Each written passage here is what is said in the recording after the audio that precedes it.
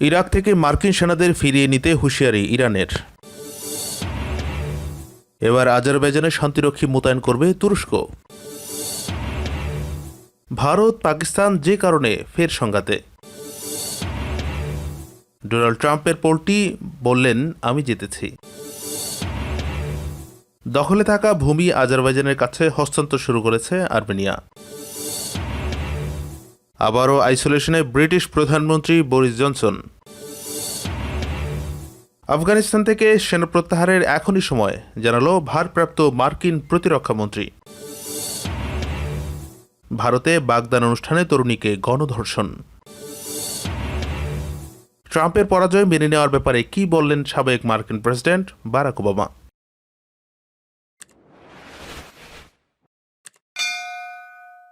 ইরাকে অবস্থানরত সব মার্কিন সেনাকে অবশ্যই দেশটি থেকে বিদায় নিতে হবে বলে হুঁশিয়ারি করে দিয়েছেন ইরানের আইআরজিসির প্রধান কমান্ডার মেজর জেনারেল হুসেইন সালামি। ইরাকি পার্লামেন্টের সিদ্ধান্ত অনুযায়ী দেশটি থেকে সব মার্কিন সেনাকে ফিরিয়ে নিতে হবে বলে জানান তিনি। ইরান সফররত ইরাকের প্রতিরক্ষামন্ত্রী লেফটেন্যান্ট জেনারেল জুবা আনাদ সাদুনের সঙ্গে এক বৈঠকে ইরানের শীর্ষস্থানীয় এই সামরিক কমান্ডার এসব কথা বলেন। জেনারেল সালামি বলেন, শুধু যে ইরাকি পার্লামেন্ট মার্কিন সেনাদের বহিষ্কারের সিদ্ধান্ত নিয়ে আইন পাশ করেছে তাই নয়, একই সঙ্গে এটি ইরাকের আপামর জনসাধারণেরও প্রাণের দাবি। ইরান জানিয়েছে, চলতি বছরের ৩রা জানুয়ারি ইরাকের রাজধানী বাগদাদের আন্তর্জাতিক বিমানবন্দরের কাছে মার্কিন সেনাদের ড্রোন হামলায় ইরানের কুদস ফোর্সের commander lieutenant general Qasem Soleimani ও ইরাকের হাশদ আশ-শাবি বাহিনীর উপপ্রধান আবু মাহাদি আল মোহান্দিস নিহত হন। এই ঘটনায় দুদিন পর ইরাকের পার্লামেন্ট দেশটি থেকে সব মার্কিন সেনাকে বহিষ্কারের সিদ্ধান্ত নিয়ে একটি বিল পাশ করে। জেনারেল সালামি আরও বলেন, যারা জেনারেল সোলাইমানি ও মোহান্দিসকে শহীদ করেছে তাদের বিরুদ্ধে প্রতিশোধ নেওয়া হবেই। ইরাকের প্রতিরক্ষামন্ত্রী আনাদ সাদুন গত শনিবার ইরান সফরে আসেন। তিনি এরই মধ্যে ইরানের প্রতিরক্ষামন্ত্রী আমির হাতামি, সর্বোচ্চ জাতীয় নিরাপত্তা পরিষদের সচিব আলী শামখানি সহ পদস্থ সেনা কর্মকর্তাদের সঙ্গে সাক্ষাৎ করেছেন। বিরোধী ও নাগর্নো কারাবাখের শান্তি চুক্তির অংশ হিসেবে রাশিয়া শান্তিরক্ষী মোতায়েন করেছে। এরই মধ্যে আজারবাইজানের সেনা মোতায়েনের জন্য সোমবার তুর্কি রাষ্ট্রপতির পক্ষ থেকে সংসদে মোশন জমা দেওয়া হয়েছে।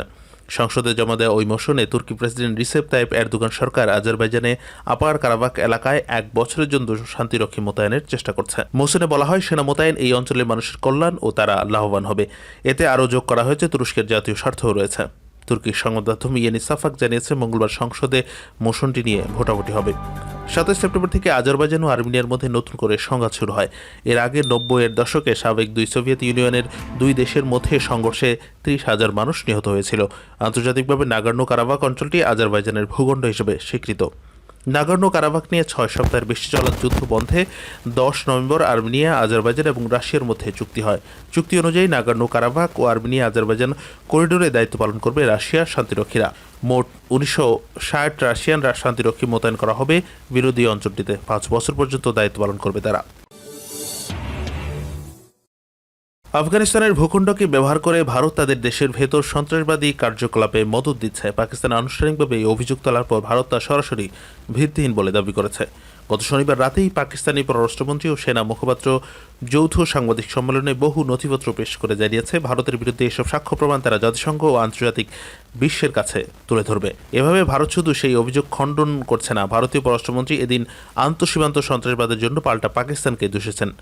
কাবুলে আফগান সরকারও ইতিমধ্যে পাকিস্তানের তোলা অভিযোগ দৃঢ়ভাবে অস্বীকার করেছে। বস্তুত বোম্বাইয়ে এক যুগ আগে সন্ত্রাসবাদী হামলাই হোক কিংবা সম্প্রতি উরি বা পুলওয়ামাতে সামরিক লক্ষ্যবস্তুতে আক্রমণের ঘটনা, ভারতই এতকাল এসবের পেছনে পাকিস্তানের গোয়েন্দা সংস্থা ISI ও পাকিস্তান ভিত্তিক নানা সংগঠনকে দায়ী করে নানা নথিপত্র পেশ করেছে। কিন্তু গত শনিবার রাতে পাকিস্তানও প্রথমবারের মতো সেই পথে হেঁটেছে। সে দেশের পররাষ্ট্রমন্ত্রী শাহ মাহমুদ কুরেশি ও প্রধান সেনা মুখপাত্র মেজর জেনারেল বাবর ইফতিকার 1 ঘণ্টার এক দীর্ঘ সংবাদ সম্মেলনে দাবি করলেন, বালুচিস্তান থেকে খাইবার পাখতুনখোয়া কিংবা গিলগিট বালতিস্তানে ইদানিংকালে যেসব উগ্রবাদী হামলা হয়েছে তার সবগুলোর পেছনে ভারতের হাত রয়েছে। এই দাবি সমর্থনে তারা একটি ডোসিয়ের বা সাক্ষ্য প্রমাণের সংকলন পেশ করেছে। কুরেশি এই সংবাদ সম্মেলনে বলেন, ভারত এতদিন পাকিস্তান বিরোধী কার্যকলাপের জন্য নিজেদের ভূখণ্ডকেই ব্যবহার করেছিল, কিন্তু এখন আফগানিস্তান সহ আশেপাশে যেখানে তারা স্পেস পাচ্ছে সেখানেও কাজে লাগাচ্ছে তাদের এই প্রচেষ্টা। ভারতের র ও গোয়েন্দা কর্মকর্তাদের যোগ সাজসের যেসব অকাট্য প্রমাণ আমরা পেয়েছি, এগুলো এখন আন্তর্জাতিক সম্প্রদায়ের সামনে তুলে ধরা হবে। পাকিস্তানি ISPR মহাসচিব বাবর ইফতিকার দাবি করেন, তাদের দেশে প্রতিটি আত্মঘাতী হামলার জন্য ভারত হামলাকারীদের 1 কোটি রুপি করে দিচ্ছে। সেই সাথে কাবুল, কান্দাহার ও জালালাবাদে ভারতীয় দূতাবাস থেকে মদত দেওয়া হচ্ছে বিভিন্ন উগ্রবাদী গোষ্ঠীকে। এজেন্টদের কথোপকথনের কয়েকটি অডিও ফাইলও বাজিয়ে শোনানো হয়। মেজর জেনারেল ইফতিকার আফগানিস্তানের দারি ভাষায় লেখা একটি চিঠির প্রতিলিপি দেখিয়ে দাবি করেন, পাকিস্তানের অভ্যন্তরে হামলা চালানোর জন্য ভারত তেহরিক-ই-তালেবান পাকিস্তান বা টিটিপির নেতৃত্বকে $8.25 লাখ দিয়েছে। চীন পাকিস্তান ইকোনমিক করিডোরে অন্তর্ঘাত চালানোর জন্য বালুচিস্তানে তারা গড়ে তুলেছে 700 সদস্যের এক মিলিশিয়া বাহিনী।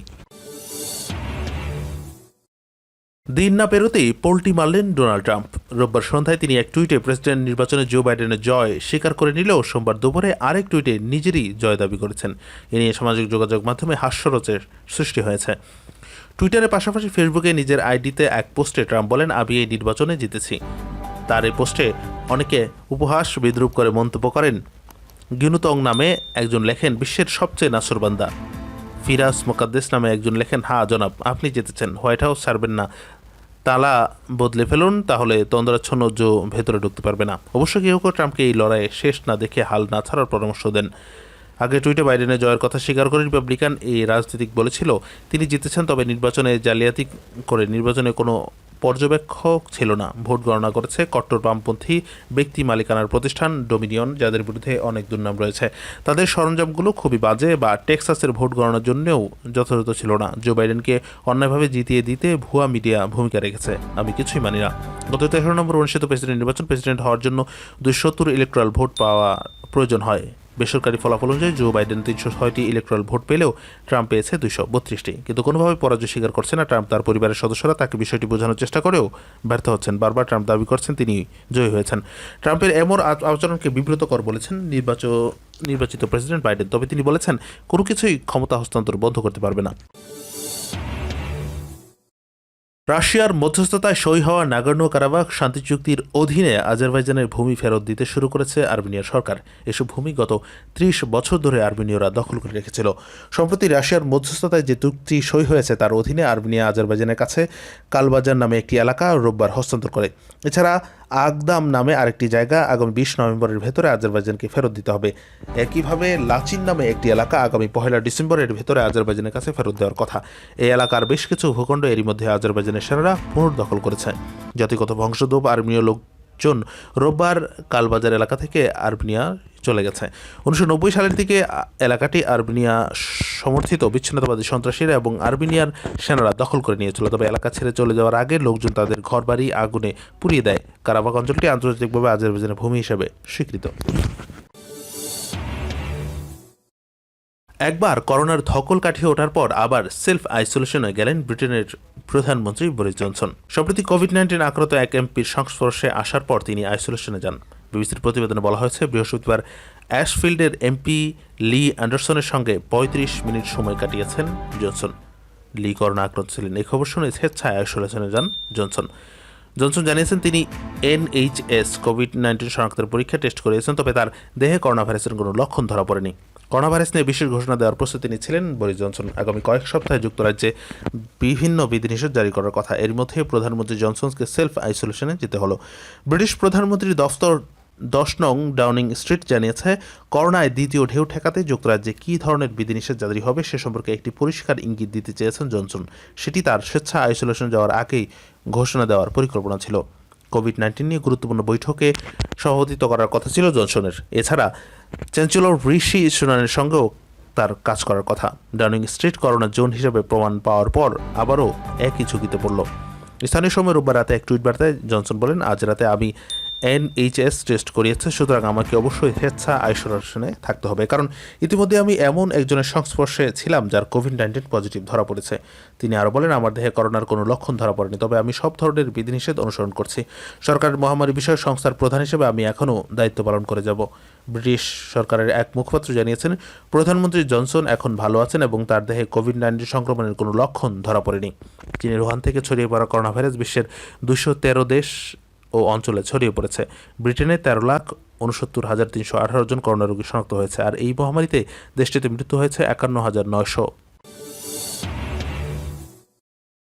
আমেরিকার ভারপ্রাপ্ত প্রতিরক্ষামন্ত্রী ক্রিস মিলার বলেছেন, আফগানিস্তান থেকে মার্কিন সেনা প্রত্যাহারের এখনই উপযুক্ত সময়। পেন্টাগনের দায়িত্ব নেওয়ার পর এই প্রথম তিনি সরকারি কোনো বক্তব্য দিলেন। তিনি বলেন, আমরা কোনো যুদ্ধবাজ জাতি নই, লাগাতার যুদ্ধ করতে হবে সেটিও কোনো কথা নয়, বরং প্রত্যেকটা যুদ্ধের অবসান হওয়া উচিত।